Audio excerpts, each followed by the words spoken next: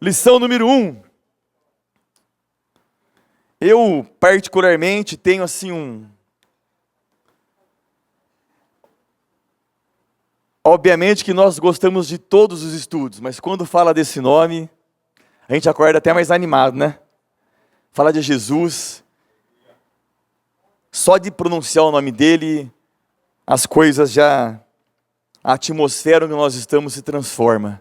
O nome dele é maravilhoso e eu creio que o Espírito Santo tem grandes coisas a nos ensinar através desse trimestre, desse estudo. Jesus, o homem perfeito, e teremos como base o Evangelho de Lucas, o médico amado. Primeira lição, o Evangelho segundo Lucas. Texto áureo, Lucas capítulo 1, versículo 4.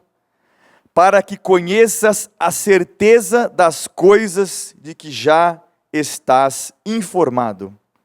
A verdade prática. O cristão possui uma fé divinamente revelada e historicamente bem fundamentada. Glória a Deus.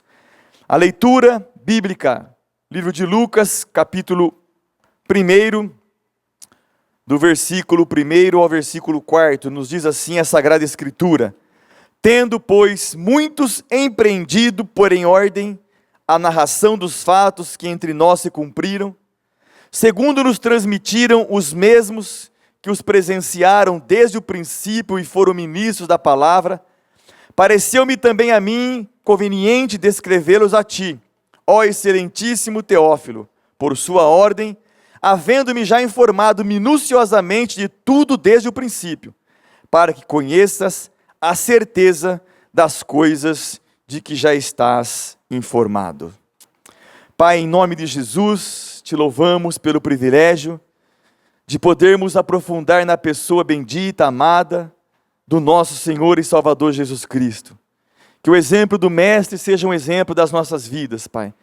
Que nós possamos, nesse trimestre, trazer para dentro do nosso coração, da nossa família, dos lugares onde trabalhamos, estudamos, da nossa igreja, meu Pai, a prioridade de obedecermos, reverenciarmos e termos como exemplo o nosso Mestre, Senhor e Salvador Jesus Cristo. Capacita mais uma vez aqueles que estarão ministrando a Tua poderosa palavra com sabedoria do céu, Pai, e aqueles que vieram dispostos a ouvir, que saiamos aqui dessa manhã edificados na Tua palavra, Senhor. É assim que nós oramos, em nome de Jesus Cristo.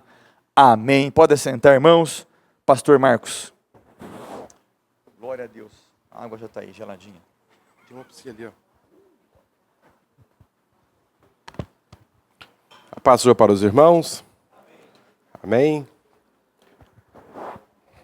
Eu não sei se os irmãos que estão aí mais atrás, se quiser vir um pouquinho mais para frente, não tem nenhum problema estar aqui mais perto, mas fique bem à vontade. Também queremos saudar todos os nossos internautas com a doce paz do Senhor. Um bom domingo. Hoje, como é o domingo de Páscoa, e nós estamos agradecidos ao Senhor, porque Jesus ressuscitou. Amém? Não só ressuscitou, mas como Ele mora nos nossos corações. Graças a Deus. E nós estamos iniciando um trimestre maravilhoso, irmãos. Maravilhoso. Como diz o pastor Luciano, nós vamos estar tratando a respeito da vida de Jesus, o seu nascimento, a sua adolescência, a sua vida ministerial, a sua morte e a sua ressurreição. E para isso foram escolhido o livro de Lucas para esse tratado, visto que este livro é uma obra mais completa da vida de Jesus, até porque Lucas ele fez um estudo muito minucioso a respeito da vida de Jesus, até porque como historiador, como médico, como um teólogo, ele fundamentou os seus escritos em dados concretos, em pessoas idôneas, e ele foi fazendo todo um estudo, também analisando os estudos que já tinham sido feitos na época, porque o livro de Lucas, ele tem assim ele extraiu alguma coisa de Marcos, também de Mateus, e então é uma obra muito completa. Então é de suma importância nós nos aplicarmos hoje, durante todo esse trimestre, porque analisando o livro de Lucas, nós vamos ter assim um retrato bem aprimorado a respeito da vida de Jesus Cristo.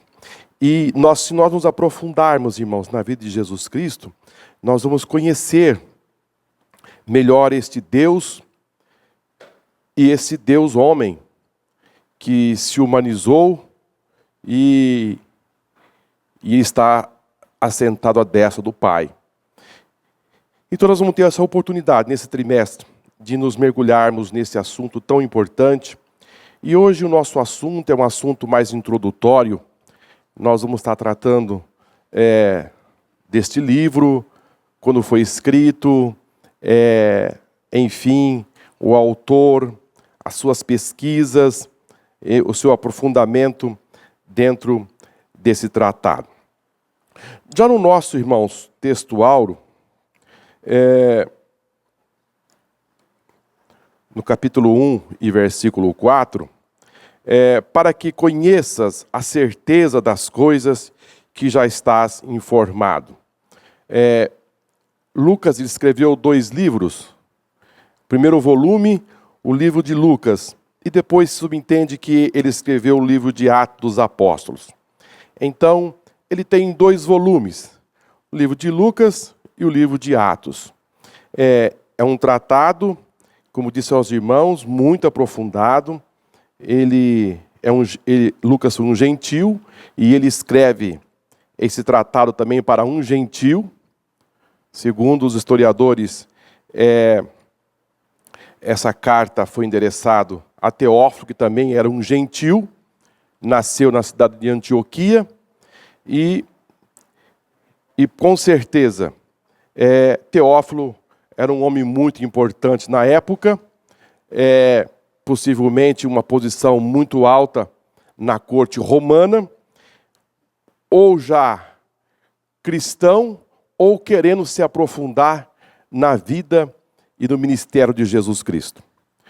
E com certeza ele dá os recursos para Lucas fazer toda essa pesquisa bem aprofundada, para assim tomar conhecimento dos feitos de Jesus Cristo. Amém? E nós temos aqui, irmãos, na capa, a coroa. Eu não sei se todas as capas têm uma coroa. Esta aqui não é a coroa que Jesus colocou na cabeça, mas aí está uma foto de uma coroa de espinho que os soldados romanos confeccionaram para colocar na cabeça de Jesus. E disseram, esse aqui é o rei dos judeus. Então colocaram a coroa de espinho.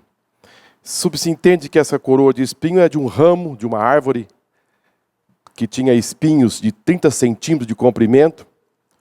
Era pontiaguda, esse espinho era muito forte, resistente, e com certeza quando colocou na cabeça de Jesus, esses espinhos entraram no crânio e perfuraram, e Jesus suportou esse escárnio, porque coroa não se faz de espinho, coroa usa um metal precioso, ouro, prata, mas para escarnecer de Jesus, os soldados romanos confeccionaram uma coroa de espinho e colocou na cabeça do mestre para lhe servir de escárnio e assim por diante.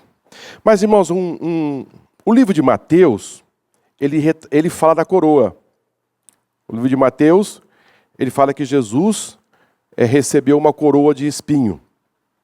No livro de Marcos, do Evangelho de Marcos, também fala que Jesus recebeu uma coroa de espinho. No Evangelho de João, também fala que Jesus recebeu uma coroa de espinho. Porém, no Evangelho de Lucas, Lucas não narra. Não consta no Evangelho de Lucas que Jesus recebeu uma coroa de espinho. Porque a obra que Lucas escreveu já narra exatamente a vida de um homem, desse homem Deus, que é Jesus Cristo. Então, quem sabe ele não se atentou para isso, para assim colocar que Jesus recebeu a coroa de espinho. Outra coisa importante, irmãos, que nós vamos encontrar aqui na capa, já logo de cara, o Evangelho de Lucas, o médico amado. Eu estou passando isso aos irmãos, porque a nossa lição hoje ela é introdutória, e é bom a gente conhecer bem a nossa capa, né? Evangelho de Lucas, nós temos a palavra aí, evangelho. Evangelho. O que significa evangelho? Evangelho significa boas novas. Essa é uma palavra grega. Evangelho é derivado de uma palavra grega e ela era usada muito para dar notícias. Essa palavra, ela é uma palavra de dar assim notícias, boas novas, de pessoas importantes da época, como reis, pessoas que exerciam cargos assim relevantes e assuntos assim de nível muito alto. Então se usava dizer evangelho. E por que 4 evangelhos, né? Nós temos o evangelho de Mateus, Marcos, Lucas e depois também temos o evangelho de João. Só que o evangelho de João, ele não narra assim exatamente um perfil, assim como os evangelhos sinóticos de Jesus Cristo, ou seja, a sua infância, um resumo. Porque sinótico quer dizer ver junto, ou um resumo. O evangelho de João, ele faz um tratado mais assim da divindade de Jesus, não exatamente assim como os 3 que têm assim uma profundidade, uma visão um pouco diferenciada, porque Mateus destina a sua carta mais para os judeus, né? E assim sucessivamente. Mas Jesus fala a respeito do Evangelho, ele usa essa expressão. Vamos para o livro de Marcos, nós vamos ver a expressão Evangelho. Marcos capítulo 1 e versículo 1, diz assim, ó: princípio do Evangelho de Jesus Cristo, Filho de Deus. Então aí vem a expressão Evangelho. Depois, no versículo 15 do capítulo 1, nós vamos ter também Evangelho. E dizendo, o tempo está cumprido, o reino de Deus está próximo. Arrependei-vos e crede no Evangelho. Então, nós temos aí a palavra Evangelho. E nós vamos estar estudando nesse trimestre o Evangelho que escreveu segundo São Lucas. Esse médico amado, como disse aos irmãos, esse historiador, esse teólogo, um homem muito aprofundado, que fez essa pesquisa muito minuciosa. Ele quis fazendo assim, as verificações dos fatos, assim, muito bem aprimorado. E nós vamos ter, irmãos, esse trimestre, assim, o privilégio de estar assim acompanhando passo a passo a respeito da vida de Jesus Cristo. Amém? Alguém pode perguntar, mas por que 4 evangelhos, né? Não bastava 1? Por que 4? Porque esses evangelhos aqui, irmãos, é nada mais, nada menos do que testemunhas ocular dos feitos de Jesus, da vida de Jesus. E a Bíblia fala que testemunha não pode ser uma só. Não pode ser uma só. O Alcorão, ele combate muito esses 4 evangelhos porque ele entende que um se contradiz o outro, mas na verdade não tem nenhuma contradição. Na verdade, é que Deus quis enfatizar muito a vida de Jesus, trazendo 4 testemunhas. Então, Mateus, ele traz todo o seu tratado. Marcos também o seu tratado. Lucas vai a fundo. E depois João também é mais um evangelho que vai trazer os milagres de Jesus, a deidade de Jesus. Também é mais uma testemunha ocular da vida, da morte e da ressurreição de Jesus Cristo. Então, testemunhas, irmãos, não pode ser uma só. A Bíblia fundamenta a testemunha mais do que 2 ou 3. E para nós temos 4.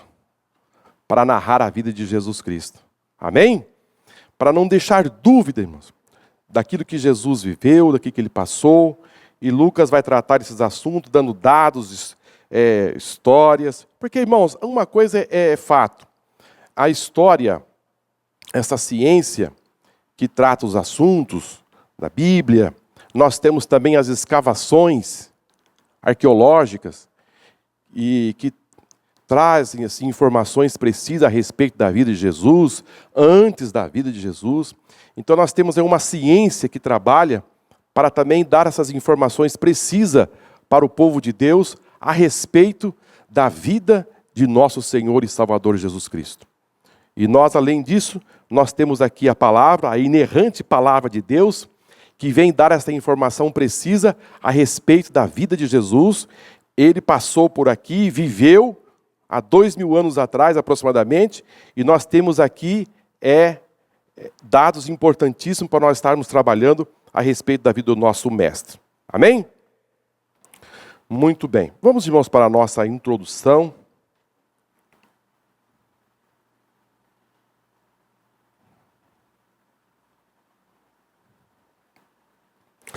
O Evangelho de Lucas é um dos livros mais belos e fascinantes do mundo. De fato, o terceiro evangelho se distingue pelo seu estilo literário, pelo seu vocabulário e uso que faz do grego, considerado pelos eruditos como o mais refinado do Novo Testamento. Mas a sua maior beleza está em narrar a história da salvação. Lucas capítulo 19 e versículo 10. Então aqui, irmãos, fazendo aqui uma parada, Lucas ele vai abrir um leque, não visando a salvação apenas para os judeus. Lucas ele abre um leque para a salvação da humanidade. Quando o livro de Mateus ele foca mais para os judeus, Lucas ele vai fazer um tratado no sentido termo, que Deus vai usar o povo de Israel para a evangelização do mundo. E quando ele cita esse versículo do capítulo 19, versículo 10, quando Jesus ali está falando com Zaqueu na sua casa, porque ele veio buscar e salvar aqueles que se haviam perdido. Esse versículo tem uma conotação de não somente os judeus, mas sim buscar aqueles que se haviam perdidos. Então ele abre esse precedente para o mundo. Porque nos dias de Jesus, irmãos, a salvação para muitos ali, para os fariseus, para o alto clero, a salvação só era para os judeus. Eles estavam focados para os judeus. E a Bíblia diz que Jesus veio para os seus, veio para os judeus, mas eles não receberam. Mas a tantos quantos receberem, deu-lhe a oportunidade de serem chamados filhos de Deus. Então, ao estudar esse livro, esse Evangelho de Lucas, nós vamos, assim, se aprofundar que agora este Evangelho, ele é um Evangelho que tem essa abertura para o mundo, para todos os povos, usando quem? A nação de Israel, usando os apóstolos para a evangelização. Visto que Lucas foi o único gentil que escreveu o Novo Testamento. Foi o único, não teve outro. Ele que dá essa abertura para escrever para o mundo, e esse tratado para Teófilo é de suma importância. O livro de Atos, a gente vai encontrar Lucas se ajuntando com Paulo lá em Troades, quando Paulo tem aquela visão, dizendo, passa a Macedônia e ajuda-nos, Lucas se ajunta com um grupo de Paulo, e daí para frente, o livro de Atos dos Apóstolos só se fala assim, e nós. Significa dizer que Lucas estava junto. Quando Paulo é preso em Jerusalém, Lucas fala assim, e nós. Quando ele vai para Roma, naquele naufrágio, Lucas escrevendo diz, e nós. Então significa dizer que Lucas estava junto. Né? E depois Paulo também vai escrever a Timóteo, dizendo, olha, só Lucas está comigo. Então Lucas foi um parceiro, irmãos. Um parceiro de Paulo, assim, um companheiro na jornada dele, assim, de muito tempo. E Marcos também se associou nessa época, quando ele fala assim, olha, manda Marcos vir ter comigo, porque ele é muito útil. Então se entende que, quando Lucas escreveu o seu evangelho, ele teve a companhia de Marcos, e Marcos foi o primeiro que escreveu dos evangelhos. Então nos percebe que eles se interagiram, eles estavam juntos, e se conversavam, trocavam informações, para trazer essas informações tão precisas para nós nos dias de hoje. Amém? O autor procura mostrar sempre de forma bem documentada que o plano de Deus em salvar a humanidade, revelado através da história, cumprir-se cabalmente em Cristo, quando Ele se deu como sacrifício expiador pelos pecadores.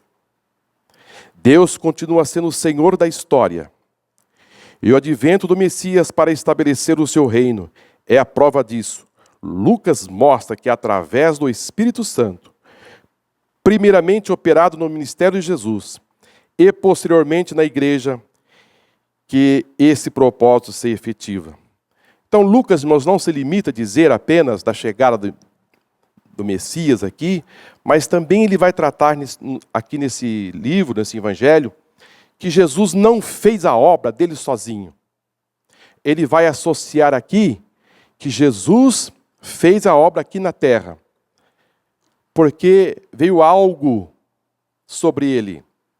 Porque ele vai narrar aquela parte da Bíblia que diz assim, o Espírito do Senhor é sobre mim.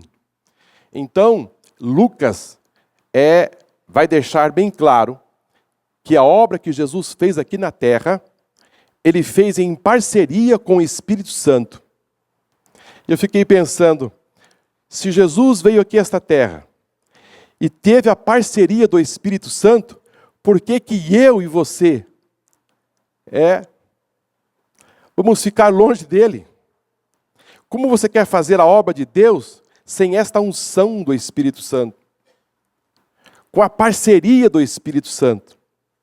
Jesus pegou o livro lá na sinagoga, deram o livro para ele, e ele abriu lá no profeta Isaías, quando diz, o Espírito do Senhor é sobre mim, e me ungiu para evangelizar os pobres, os oprimidos, os aprisionados, os cativos. Então, irmãos, Lucas entendeu isso, e deixou isso muito claro, que a parceria do Espírito Santo era fundamental. Agora, no livro de Atos dos Apóstolos, que é o segundo volume dele, ele vai tratar que o Espírito Santo agora é parceiro da igreja na descida do Pentecoste. Ele vai tratar no capítulo 2 a descida do Espírito Santo. E agora o Espírito Santo agora é parceiro da igreja para dar continuidade à evangelização, ao ministério, à obra redentora, enfim, o reino de Deus aqui nesta terra. Amém? Primeiro tópico. Autoria e data. Lucas, o médico amado, a quem é atribuída a autoria do terceiro evangelho, é citado no Novo Testamento 3 vezes. Todas as citações estão nas epístolas paulinas e são usadas no contexto de aprisionamento do apóstolo Paulo. Conforme está aqui esses versículos, irmãos podem ler.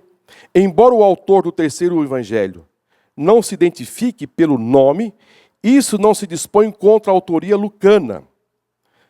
Vamos observar que no capítulo 1 de Atos dos Apóstolos, ele vai dar uma informação importante a respeito dessa autoria. Atos capítulo 1, versículo 1, está escrito assim, ó: fiz o primeiro tratado. Então, se ele fez o primeiro tratado, o livro de Atos dos Apóstolos, obviamente, é o segundo.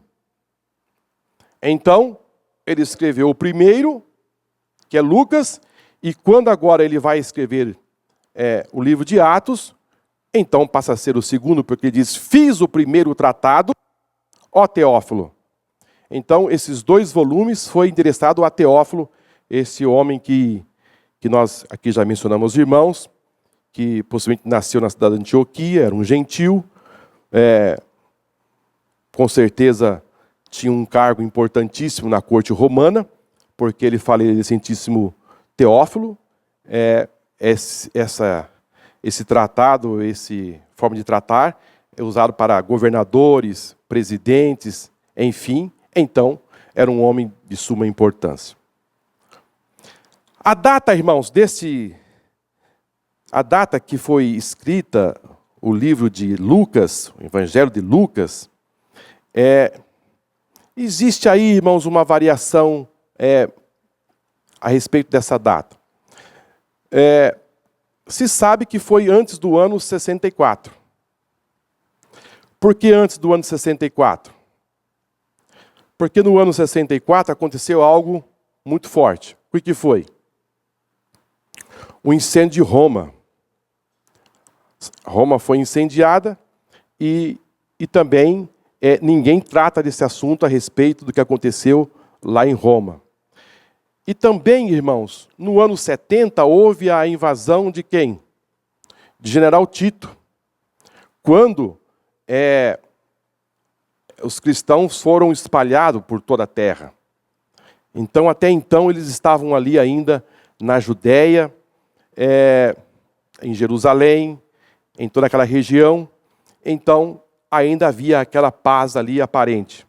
Então, se entende que o livro de Atos dos Apóstolos e o livro de Lucas foram escritos antes do ano 63 da nossa era. Da nossa era cristã. Amém?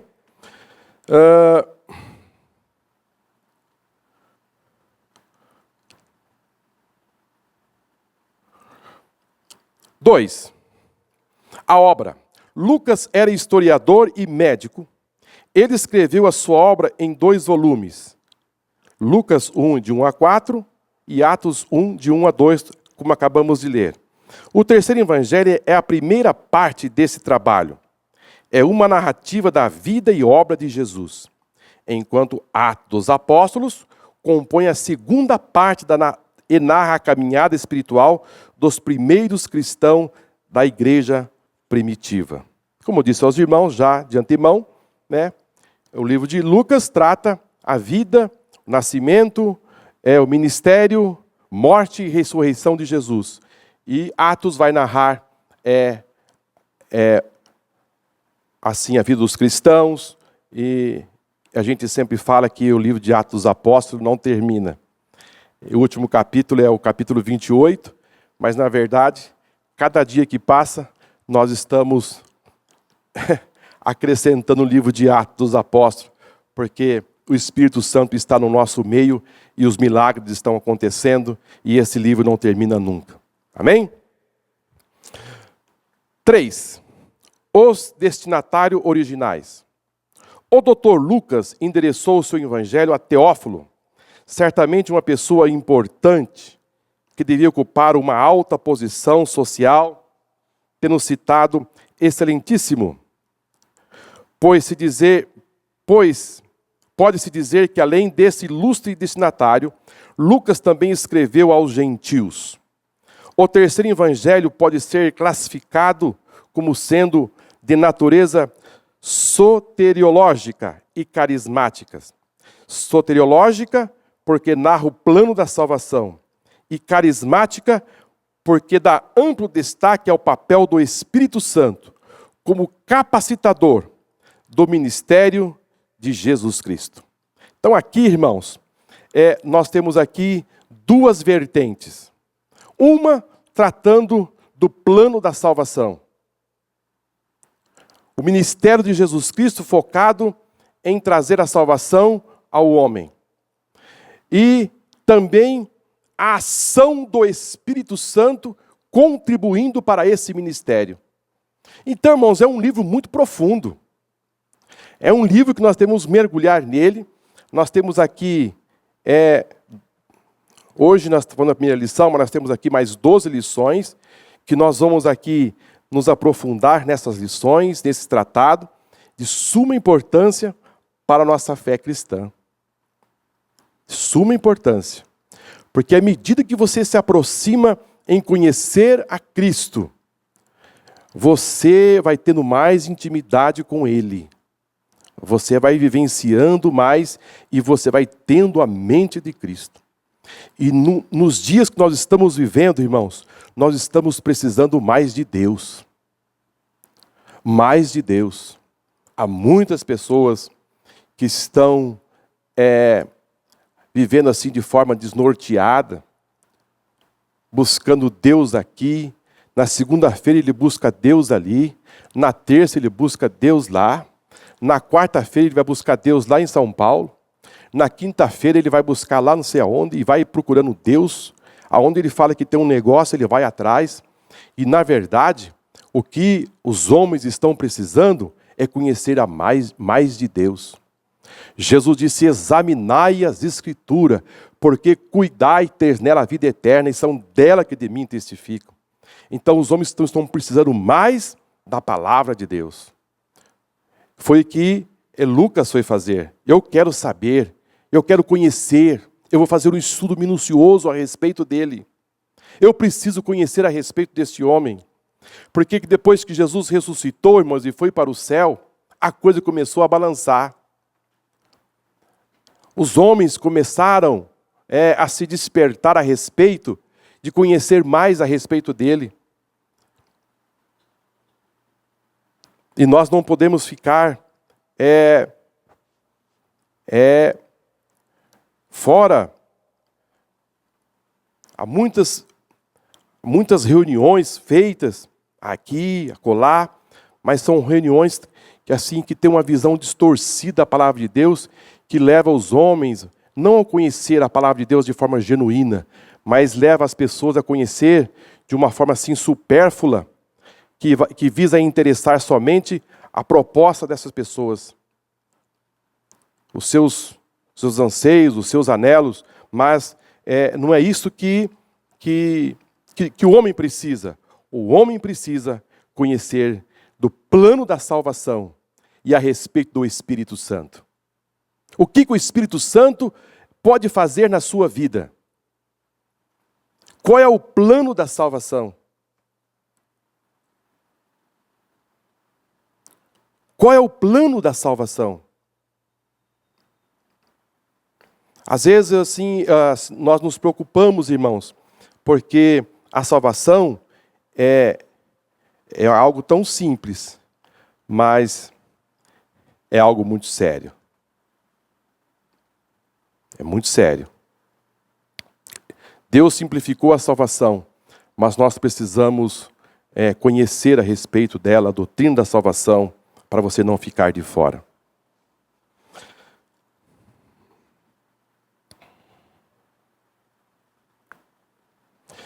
Tópico 2. O cristianismo e o seu contexto histórico. Lucas mostra com riqueza de detalhes sobre as circunstâncias históricas que se deram os fatos por ele narrados. Vejamos. Olha aqui, irmãos, esse ponto aqui ele é muito importante, porque Lucas ele vai colocar aqui, talvez os irmãos vão dizer, mas por que eu estou lendo isso aqui? Por que eu estou lendo esses dados aqui? Esses dados que nós vamos ler agora aqui, dados históricos. E Lucas vai fundamentar esses dados históricos para dizer para mim e para você que tudo isso aqui é verdade. Que tudo isso aqui é verdadeiro. Quem for estudar a história, você vai enxergar isso aqui. Ó. Então, Jesus viveu, ele vai dizer algo antes da chegada de Jesus, ele vai dizer algo do ministério de Jesus, e vai dizer algo posterior ao ministério de Jesus. Então, nós somos cristãos, é de suma importância você saber isso, que a vida de Jesus tem dados históricos, fundamentado. Porque depois que Jesus ressuscitou, se foi dito tantas mentiras. Qual foi uma mentira que foi dita? Que os discípulos esconderam o corpo de Jesus. Olha aí. O diabo arruma meios, irmãos, para tentar burlar. E depois outras mentiras surgiram posteriormente, que Jesus desmaiou na cruz.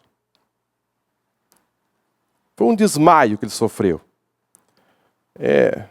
Roubaram o corpo. Agora não dá para entender como saem essas mentiras, irmão, que roubaram o corpo de Jesus e depois os discípulos deram a vida por esse homem. Mas se eles roubaram o corpo fosse uma farsa, por que eu vou morrer por ele? Se a doutrina dele é uma mentira. Então, veja o que nós vamos ler. No ano 15 do império de Tibério César, sendo Pôncio Pilatos governador da Judéia, Herodes, tetrarca da Galiléia, e seu irmão Filipe, tetrarca da Itureia e da província de Traconites, Elisânias, tetrarcas de Abilene, sendo Anás e Caifás sumo sacerdotes. Então aqui são dados importantes. Vai tratar de algo de autoridades, de províncias, de reis da Judéia, governador, Pôncio Pilatos, enfim, todo um tratado. E também ele vai trazer aqui autoridades, no caso Anás e Caifás. Quem era Caifás? Quem era Caifás? Caifás, ele era o sumo sacerdote. E Anás, quem era?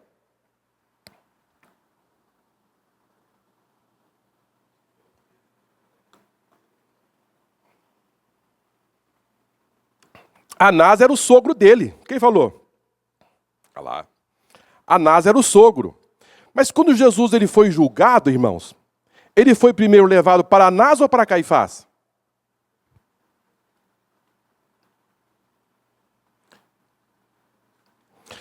Ele foi levado primeiramente para Anás. Por quê? Porque o genro, quando Caifás assumiu e Anás foi deposto, aquele que sai, ele fica no cargo de forma assim, como conselheiro. Ele é muito uma pessoa, ele ainda tem uma posição muito respeitada. Isso aí foi um acordo que foi feito lá em Jerusalém. Então Anás era o genro, Anás era o sogro e Caifás era o genro. Ele era o sumo sacerdote. Agora, quando Jesus passou pelo processo do julgamento, ele vai direto para Anás. Anás era um conselheiro respeitado por eles. E depois, Jesus vai passar pelos outros processos. Mas, na verdade, quem era, de fato, o sumo sacerdote, quando Jesus foi julgado, foi Caifás. Mas primeiro ele passa pelo velho, pelo conselheiro, os irmãos entendem o que eu quero dizer. Ele sai do cargo, mas ele fica ali com uma posição de respeito ainda na transição. fica ali como o homem respeitado ainda, ele deixou o cargo, mas ainda ele tem ainda influência no clero sacerdotal ali em Jerusalém. Então, irmãos, eu estou passando isso aos irmãos, porque isso é de suma importância vocês conhecerem todo esse processo, porque Lucas trata isso com muito carinho, com muito cuidado. Por isso que ele fala aqui no plural sumos sacerdotes, né? Anás e Caifás, mas na verdade era só um, era o sumo sacerdote em vigência ali, era Caifás. Veio no deserto a palavra de Deus a João, filho de Zacarias. Esses dados têm um propósito claro, mostrar que o plano da salvação no cristianismo pode ser localizado com precisão dentro da história. Isso é muito bom, viu, irmãos?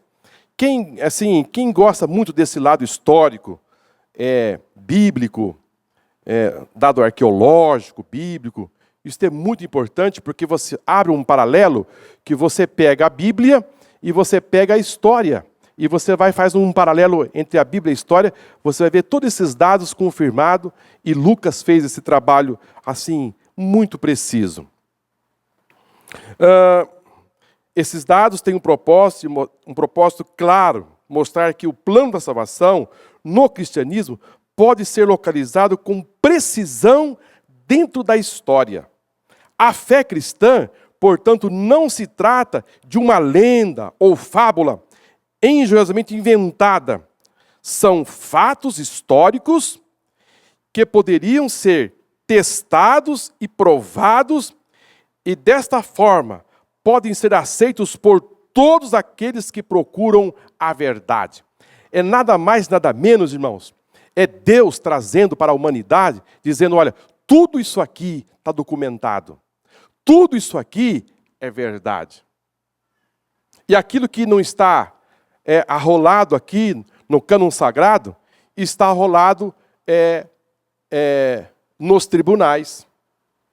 Por exemplo, a morte de Jesus, ela foi sentenciada e lavrada por Pilatos. Ele assinou e decretou a morte. Porque senão, irmãos, seria facilmente as pessoas burlar essa história da morte de Jesus. Então, a morte de Jesus está documentada. Que ele morreu, foi sepultado, tudo foi lavrado. Já fazendo certinho, irmão, já fazendo tudo certo, você corre o risco de ter problema. Irmãos, imagine só se não tivesse todo esse tratado, tudo isso certinho, e desse espaço para as pessoas dizerem algo contra todas essas verdades. Então, volto a dizer aos irmãos, Deus, Ele tratou esse assunto com muita seriedade. Então, Ele traz aqui Mateus, Marcos, Lucas e João para tratar a vida de Jesus Cristo. São 4 testemunhas que vai narrar os fatos. Porque quando foi escrito o livro de Lucas, tinham se passado 30 anos. Mas essas pessoas que passaram as informações, muitas delas estavam vivas. Dizendo, eu presenciei o milagre. Eu vi ele fazer o milagre aqui, dos meus olhos. E outros dizendo, Pedro, eu estive com ele. Então, imagina você escrever algo, que alguém dizendo, eu estive presente na reunião. Eu vi quando um paralítico abriu o buraco lá em cima e desceu por uma corda, e Jesus disse, filho, perdoados estão os teus pecados, levanta e anda. Diz, eu estava presente. E ele colocou a cama nas costas e saiu andando. Irmãos, você narrar um fato desse é algo maravilhoso. Só de a gente ler, a gente sente algo assim, nos impulsionando, a gente se alegra, a gente não cansa de ler os milagres de Jesus. Irmãos, imagine você conversar com uma pessoa que esteve com ele, conviveu com ele, disse, eu comi com ele aqui, ó. Eu andei com ele. Irmãos, imagine você falar com Pedro dizendo assim, olha, eu estava com medo dentro do barco, mas ele mandou vir até ele, e eu andei sobre as águas do mar. Dá vontade de chorar, irmão. Irmãos, eu estou enfatizando esses 4 livros, Mateus, Marcos, Lucas, João, mas sempre se fala aqui na igreja que o passado é o quê? Sombra. Não é isso? A velha aliança é uma sombra. Será que os 4 evangelhos estão lá na velha aliança? Será que eles estão? Estão, irmão. Livro de Êxodo, capítulo 26, e versículo 31. A entrada do tabernáculo, nós vamos ter aí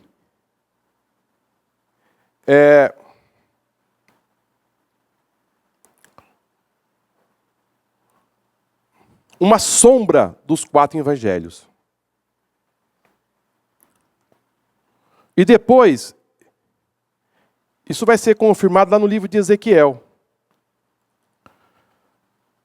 Êxodo capítulo 26, versículo 31, diz assim, olha, Deus dizendo a Moisés, depois fará um véu de pano azul, e púrpura, e carmesim, e linho fino, torcido, com querubins de obra-prima. Nós temos aqui 4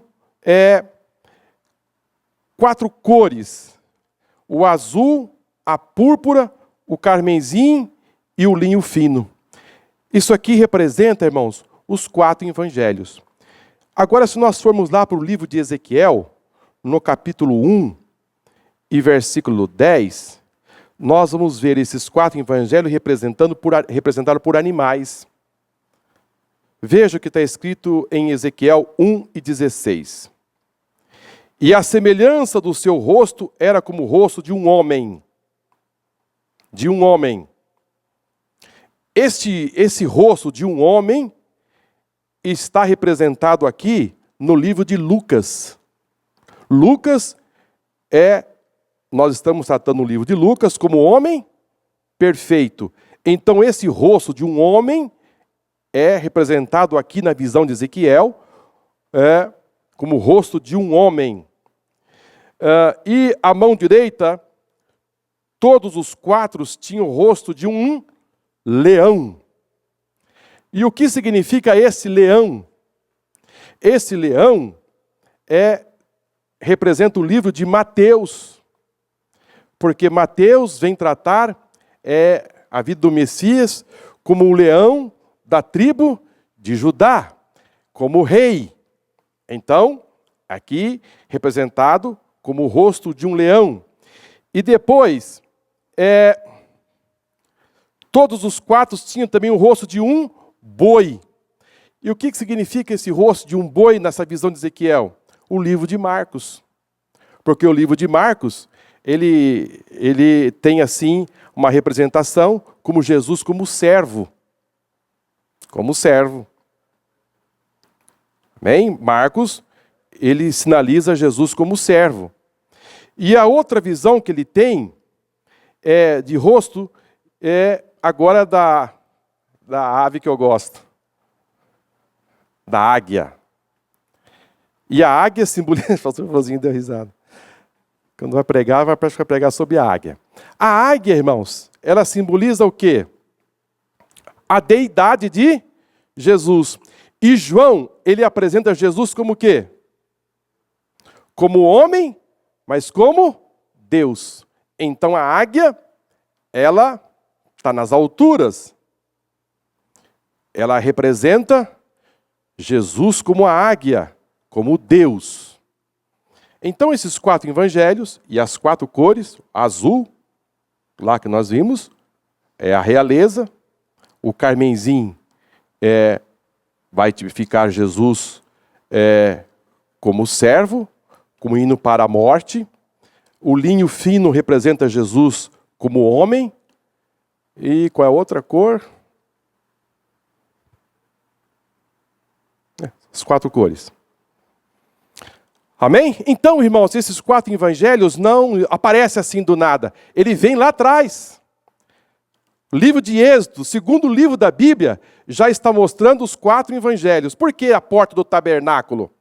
Lá, o azul, a púrpura, o carmesim, o linho torcido, branco, na entrada do tabernáculo. O que isso está mostrando para nós, irmãos? A porta do tabernáculo é a passagem do quê? Da humanidade. Como que os 4 evangelhos dizendo, olha aqui, nós estamos apresentando Jesus como a salvação do mundo. Ezequiel, ele vai enxergar aquelas rodas girando, e os rostos daqueles animais girando, e ele vê um leão, e ali está tipificado o livro de Mateus. Ele vê o boi, está tipificado o livro de Marcos. Ele vê a águia, está tipificado quem? O livro de João. Impressionante, irmãos. Como é importante nos aprofundarmos nesse assunto, que não aparece do nada. Por que tem 4 evangelhos? Tem propósito, irmão.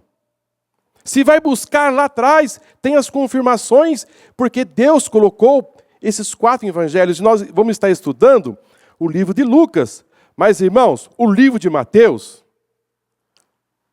eu penso que qualquer dia ele vai aparecer. É um livro importantíssimo.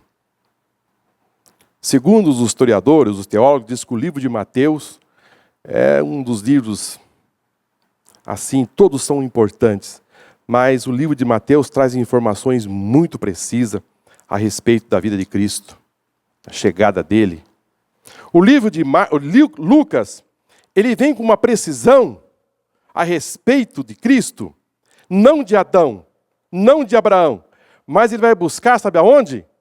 Em Adão. Ele não quer limitar de Abraão para cá. Lucas, ele vai, sabe aonde? Lá na ponta. Eu estou passando em seus irmãos, porque nós vamos estar mexendo com esse assunto.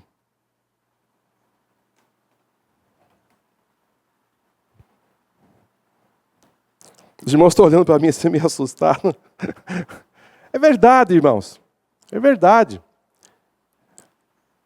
Nós vamos buscar desde Adão. E Lucas, eu penso que ele não ficou uma semana cuidando disso, não. Isso aqui, ó. Nós vamos ficar 3 meses aqui trabalhando a respeito, estudando o livro. Mas isso aqui, irmãos, custou para eles muito tempo. E vai ali, conversa com um. E eu penso que Lucas, pastor, fazia assim, conta o que aconteceu. Se precisa de uma confirmação, conta aqui, Paulo, que foi isso mesmo. Vamos aqui, pastor Luciano, conta esse fato. Uma vez fechado o assunto. E agora ele vai colocar isso em ordem cronológica. Ele é um tratado minucioso a respeito do que aconteceu. Para que hoje nós estivéssemos aqui com esse tratado na mão para estudar. Algo que eles pesquisaram com muito carinho, com muito cuidado. Então, irmão, ficar em casa, num dia de domingo, e deixar de estudar esse assunto, sendo que alguém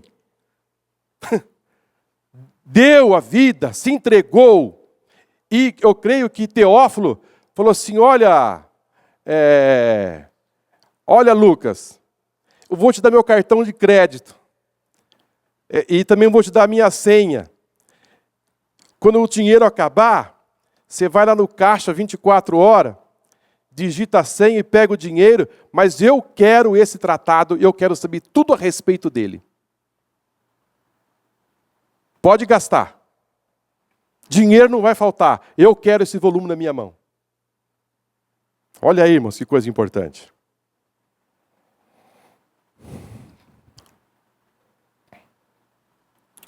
História da salvação. A teologia cristã destaca que Lucas divide a história da salvação em 3 estágios.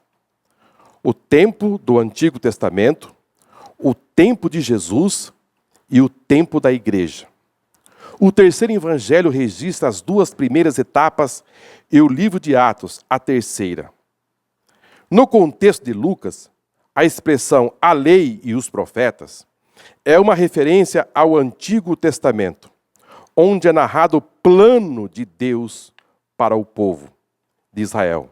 A frase anunciada o reino de Deus se refere-se ao tempo de Jesus, que através do Espírito Santo realiza e manifesta o reino de Deus. O tempo da igreja ocorre quando o Espírito Santo, que estava sobre Jesus, é derramado sobre todos os crentes. Então, como disse aos irmãos, a história da salvação, no livro de Lucas, ele vai dividir isso aí em 3 etapas. O tempo da igreja, o ministério de Cristo, e depois ele vai também tratar a lei e os profetas que foram antes de Cristo. Porque ele vai tratar da seguinte forma: ele trata a chegada de Zacarias, dizendo o quê? O reino de Deus está próximo com a chegada de João Batista.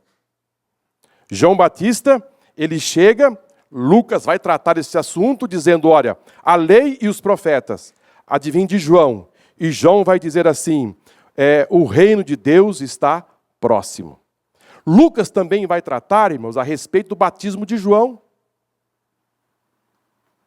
Batismo de João. O batismo de João, Lucas vai tratar da seguinte forma. Os judeus não queriam aceitar o batismo de João, porque eles entendiam que o batismo de João era só para os prosélitos. E quem eram os prosélitos? Os prosélitos eram aqueles que se convertiam ao judaísmo. Então os judeus diziam, só quem tem que batizar é eles. Nós não precisamos. Eles precisam, e nós não precisamos, nós somos judeus. Nós não precisamos do batismo do arrependimento. Só quem precisa é quem não é judeu. Mas imagine só, que orgulho. Aí Jesus entra em cena e diz, olha, o batismo de João é do céu ou é dos homens? Aí Jesus encurrala eles, irmãos, eles não têm saída. Porque se eles disserem que é dos homens, ele tem a multidão. E se eles disserem que é de Deus, Jesus diz, então por que vocês não crêem?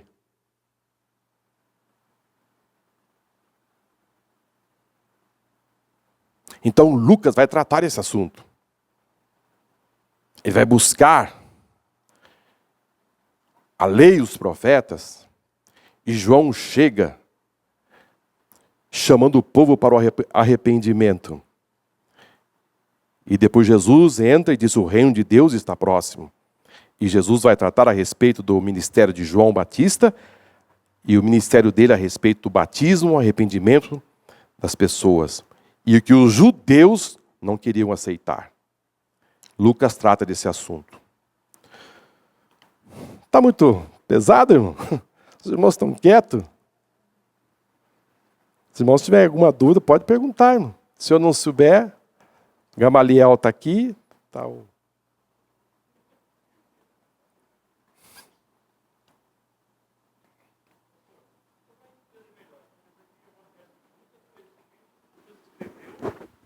Teófilo encomendou. Exatamente. O Maurício está perguntando que o Evangelho de Lucas foi escrito por quê? Ele foi escrito porque Teófilo fez esse pedido. Ele fez o pedido, ele escreveu primeiro o livro de Lucas, e depois no livro de Atos ele disse, conforme o primeiro tratado, então eu vou dar sequência.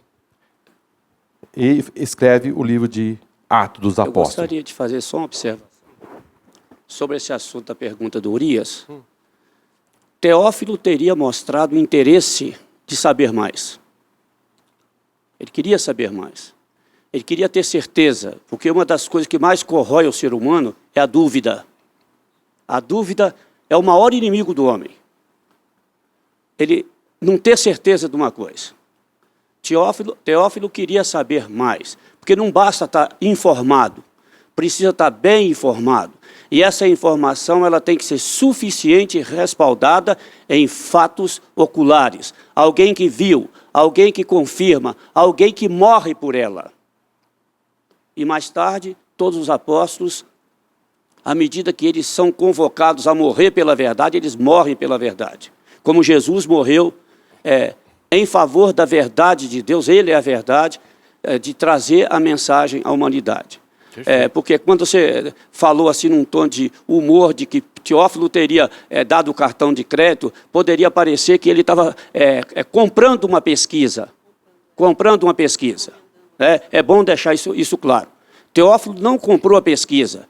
Ele mostrou interesse, porque a palavra Teófilo significa amigo de Deus.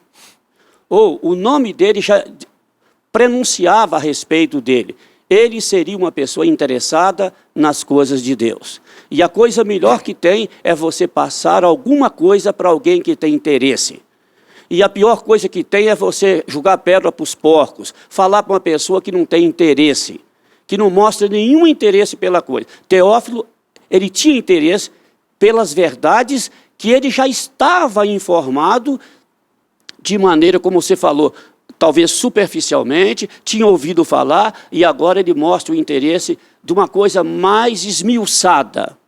E é coisa que a ciência gosta, embora ela erre algumas vezes, a característica da verdadeira ciência é ir a fundo. Ela quer saber por que isto por que chegou nesse ponto. Então, Teófilo mostra esse interesse.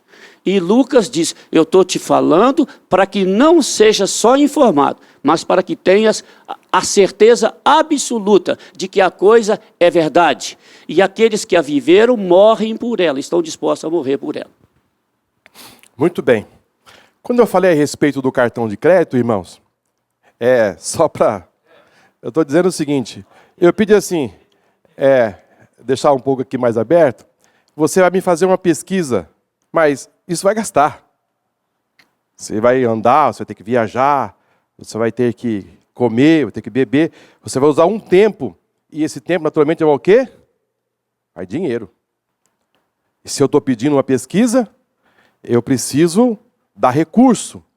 Então ele era um médico, vai deixar de estar atendendo seus pacientes, seus clientes, e vai estar agora o quê? Trabalhando, fazendo pesquisa. Irmãos, o trabalho de pesquisa não é algo simples. Não é algo assim que você faz do dia para a noite. Isso demanda o quê? Tempo, viagens, recursos. Quando você vai fazer uma pesquisa, bom, quem trabalha nessa área sabe, se gasta muito para se fazer. Então foi nesse... Só uma coisa, mas porque hoje, no nosso mundo atual, existem acusações e afirmações de pesquisas tendenciosas, pesquisas compradas, pesquisas em que a pessoa quer chegar no manipular, a manipulação. Ele quer chegar no ponto que interessa para ele, porque não interessa chegar na verdade nua e crua. Né? A gente vive nesse mundo em várias áreas. Nesse ponto aqui, na verdade, Teófilo, ele queria algo assim, olha, eu quero algo, você vai cuidar disso. Eu acho que ele identificou, assim, olha, esse homem, Lucas, esse médico, é um historiador. Além de médico, ele é um historiador. Ele é um teólogo. Ele é um pesquisador. Então eu vou investir nele. Só que, irmãos, a gente fala assim, essa pergunta do Urias parece ser simples, mas é de suma importância. Porque, eu já disse aqui aos irmãos no início, que as testemunhas oculares, a exigência de Deus, até para a igreja, uma acusação, precisa levantar testemunhas. Então não me venha com uma testemunha só, que uma testemunha só, ela vale o quê no direito? Ela vale? Ela vale zero. Por quê? Porque não tem validade. Preciso de mais. Então, Deus disse para Moisés, Moisés, as acusações feitas, eu preciso que você traga 2 ou 3 testemunhas. Paulo vem reafirmar que também as acusações feitas contra os obreiros, contra as pessoas da igreja também precisam vir carregadas com 2 ou 3 testemunhas. E nós estamos falando, esses evangelhos são testemunhas de quem? De Jesus, irmão. Da vida dele, testemunhando da vida dele. Então, olha aí o propósito de Deus, para dar ênfase nas verdades. Deus moveu o coração de Teófilo. Olha aí, irmão. Deus moveu o coração. Irmãos, na vida a gente tem que estar sempre perguntando por quê. Se você colocar 8 porquês na vida, você chega num resultado. Você pode chegar com 3, com 4, com 2, com 5, mas com 8 você fecha. Por quê?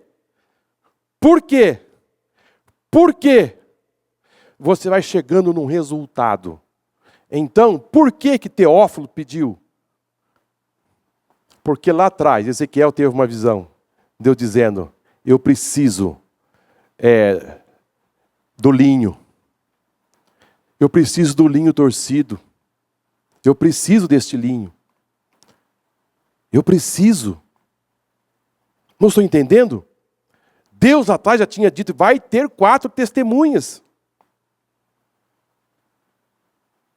O símbolo do véu já foi dito lá atrás para Moisés.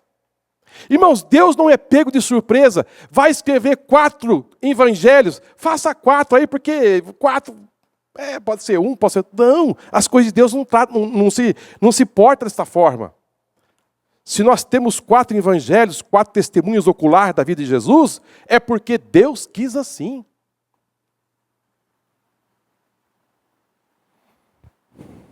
Por que você está aqui hoje?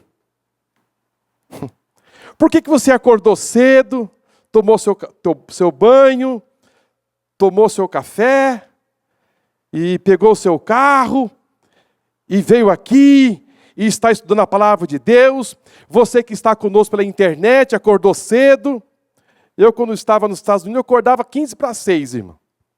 Colocava a hora para despertar 15 para 6, porque o fuso horário era 3 horas de diferença. Então tinha que acordar 15 para 6, pastor. Estava tudo escuro, mas lá estava eu, lá com o meu celular na mão, o Vinícius com a sinfonia de Beethoven dele, puxando, ronco. E eu já estava com o meu celularzinho ali, esperando dar 9 horas aqui, que era 6 horas da manhã lá. Por quê? Porque Deus tinha algo para dizer para mim. E como era gostoso, porque enriquecia minha alma. E depois eu ia dormir, satisfeito, feliz, tem propósito. Então aquilo que você já ouviu nesta manhã, que você nunca tinha ouvido, Deus tem propósito, porque você vai precisar deste assunto amanhã, o mês que vem. Olha, o livro de Lucas não foi por acaso. Agora você vai começar a olhar para o livro de Lucas diferente. Ele tem propósito lá no início. Ezequiel, numa visão, viu o livro dele. Viu esse livro. Aí vem Teófilo e disse, olha, Lucas, eu vou investir em você. Eu quero um tratado sério a respeito da vida desse homem. Esse homem, esse Deus, e depois nós vamos aprofundar um pouco mais, irmãos, porque Jesus, João vai dizer isso com mais propriedade, mas aqui a nossa lição, está Jesus, o homem perfeito. Jesus é homem? Totalmente homem. Jesus, ele é homem? Perfeito. Não, Jesus é semelhante ao homem. Por que ele não é homem? Porque o homem mesmo, ele é pecador. Ele peca. Agora, o semelhante, ele é homem. Mas ele forma que é semelhante. Ele é Deus e ele é homem. Só que é um homem sem pecado. Porque quando você fala você está dizendo de forma direcional. Agora, Jesus é homem no sentido assim, de humanizado, mas ele é um homem sem pecado. Ele vem substituir o primeiro Adão. O Adão veio e pecou, mas o segundo veio sem pecado. E tem um versículo na Bíblia, eu não sei se a gente vai conseguir, não sei se quem possa achar aí agora, que Paulo fala que Jesus, o homem, Jesus, o homem, pastor, não sei se acha aí, quando Paulo fala que Jesus é o homem.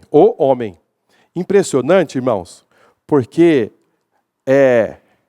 nesse estudo que nós vamos fazer, nós vamos enxergar que Jesus é Deus, mas Jesus Cristo também ele é homem. Ele advoga a nossa causa como Deus e como homem. Porque como homem, ele sabe das nossas necessidades, das nossas fraquezas, das nossas limitações, daquilo que nós precisamos. Mas vamos caminhar por aqui.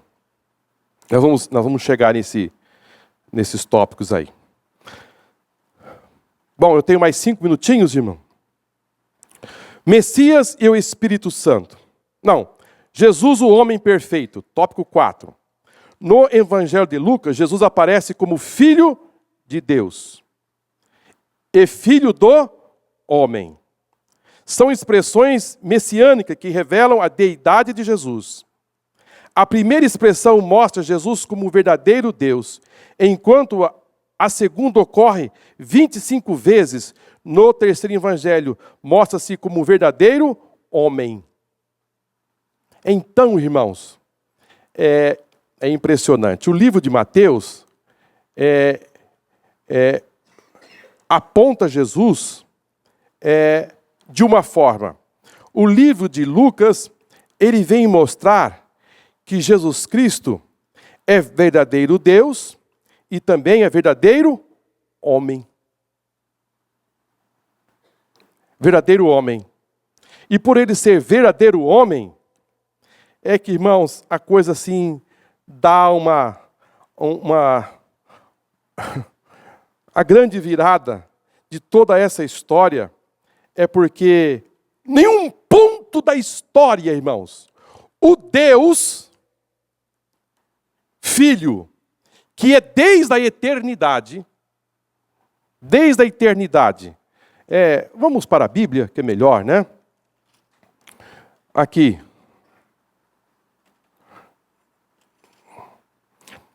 João capítulo 1 e versículo 1 e 2. Vamos ler. No princípio era o Verbo, e o Verbo estava com Deus, e o Verbo era Deus. Então vamos entender este Deus homem agora.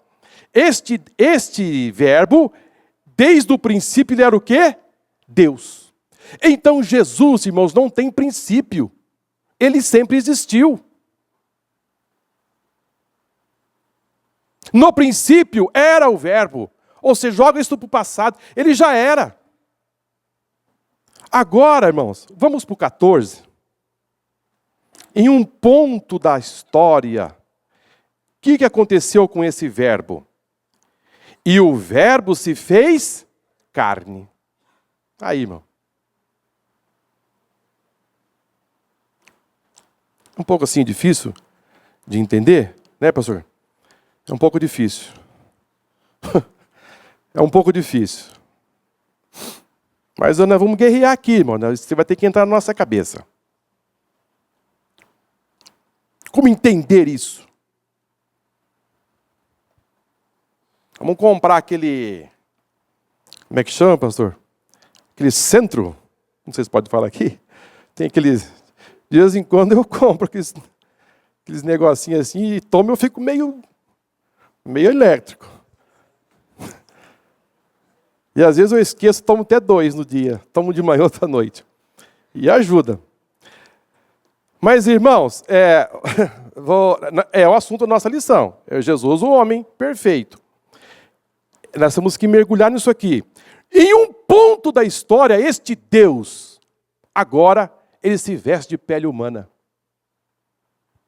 Aí que está, irmão.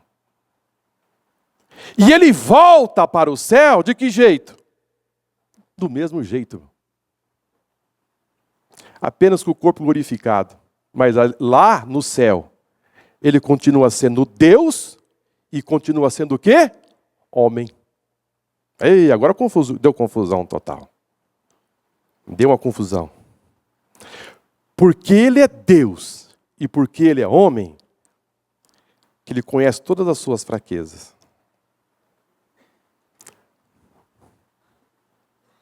Como Deus fez tudo perfeito, irmãos. Como Deus fez tudo perfeito. Como Ele é maravilhoso. E o Verbo se fez carne e habitou entre nós. E vimos a sua glória, como a glória do unigênito do Pai, cheio de graça e de verdade. Deus resolveu, na história, irmão, da fundação, dizer, eu vou me revelar ao homem. Isso é muito profundo, irmão. Isso é muito lindo. Deus da eternidade, o Criador de tudo, disse, eu vou me revelar ao homem. E ele chegou aqui. De carne e osso. Andou entre nós. Viveu, passou por aqui. Comeu pão.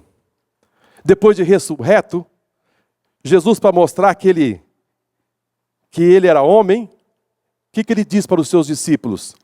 Vamos lá, rapidinho. Vocês têm alguma coisa para comer? Eu pergunto aos irmãos, espírito come? Algum lugar aí dá uma enganada que comeu. Algum lugar aí dá uma enganada que comeu. Uma cachaçinha, um charutinho. Frango. Mas, irmãos, é impressionante que agora nós vamos começar a conhecer melhor quem é Ele. Quem é esse Jesus que se materializou como homem e esteve aqui? Mas no mesmo instante, algo divino estava sobre ele. E ele tinha atribuições divinas, porque ele era Deus. Agora, ele nunca deixou de ser Deus. Ele nunca deixou de ser Deus. Só que Jesus, depois que ele veio, nasceu aqui, ele tomou uma outra forma. E nós vamos mergulhar nesse assunto mais para frente. Irmãos, são 10h32 e eu quero, acho que eu já cansei bastante os irmãos hoje aqui com esse assunto. E vamos devagar, né? Vamos devagar porque deu uma virada na cabeça. Eu achava que Deus era no céu, era Deus, não era homem. E agora o pastor Marcos está dizendo que Deus está no céu e é homem. Deu uma confusão na minha cabeça. Mas nós vamos devagarzinho aqui e nós vamos estar caminhando, tá bom, irmãos? Amém? Algo de Deus para a nossa vida, para nós aprendermos, baseado na palavra do Senhor. Amém? Vamos tirar a oferta e vamos cantar.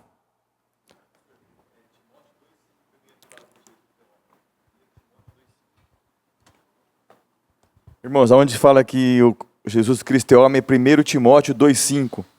Pois há um só Deus e um só mediador entre Deus e os homens, o homem Cristo Jesus. Olha aí o mediador aí. Olha o mediador aí, irmãos. Marca bem esse versículo na sua revista, que nós vamos voltar nesse assunto depois, no transcorrer dessa lição, porque hoje vocês receberam algumas informações assim de forma introdutória que vai assim ajudar a nossa caminhada nesse trimestre para nos aprofundarmos em conhecer esse Jesus verdadeiro Deus, mas também o homem perfeito. Amém? Um homem sem pecado. Um homem que nunca pecou. Um homem que chegou aqui e disse, é possível passar por aqui e não pecar.